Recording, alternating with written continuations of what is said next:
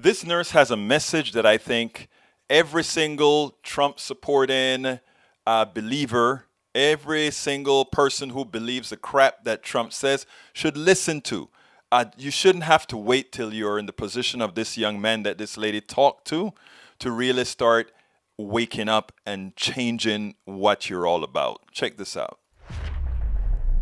Ashley Bartholomew is a former operating room nurse who was redeployed to the ICU when the OR closed down. She was caring for some of the sickest patients and recently had to make the very difficult decision to quit her job as a nurse. Ashley, you wrote on Twitter about this conversation with the patient who thought COVID was nothing more than a flu and thought some of the coverage about it was fake news. And you wrote, quote, "I make a choice, something I've never done. I say, to be honest, this is my last shift. You're the only patient of 25 that has been able to speak to me today or is even aware I'm here." He's surprised but doubtful and asks if other people are doing as well as him. I tell him, I've never seen so many people so very sick. He asks if a lot of people have died. I'm brutally honest. I tell him in 10 years of being a nurse, I've done more CPR and seen more people die in the last 2 weeks than I have in my entire career combined. What made you want to share that candid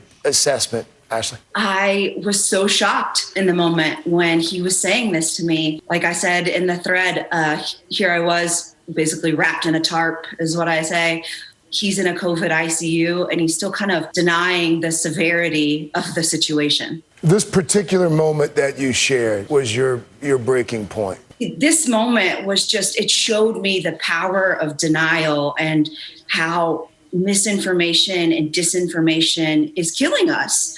And it made me, not nervous for not only this one patient. If he's thinking like this, there's potentially thousands or millions more, and we're in trouble if that's the case. These folks who were in disbelief as you were trying to help them heal, how would they explain their own symptoms? How are they explaining what they were themselves dealing with in the hospital? I'm not even sure, other than what he kind of explained to me, that, he felt like it was just really not more than a flu. And I think kind of when I showed him, explained to him just how horrible the previous 2 weeks had been for me, and, just met him on kind of like a human level, I think he started to really realize that how severe everything was. Do you think it set in with him? What happened to him? Is he better? Is he out? He's being transferred out of the ICU.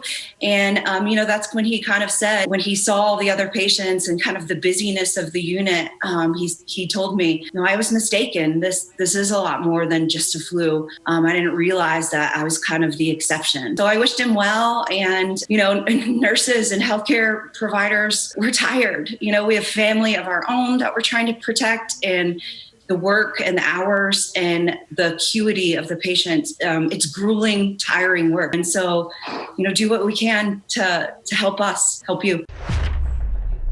We spend now, the lack of empathy on the right, many times it doesn't matter, right? Because it doesn't have a direct effect on you.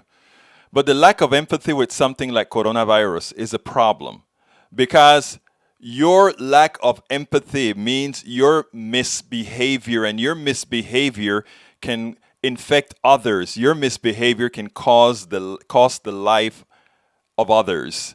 And that is what makes this so different. Heed the warning from this nurse.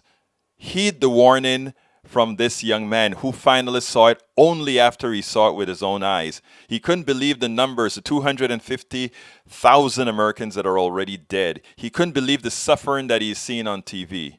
But finally, when it happened to him, and he actually saw that he got a break, did he really see it? Try to change that empathy connection and try to make it work somewhat better. We spend a lot of time deconstructing the news, trying to parse it into a form that everybody can understand. We try to find those little nitpicks where it flies above the fray, etc. If you really like these videos that we do, I want to ask a big favor. Please go ahead. Number one, subscribe to our channel. And number two, please join if you can. Thank you so kindly for watching. Keep watching. Please remember to share. We must populate the entire internet with our progressive message, a message that we know is what most Americans say that they want. So help us, please join.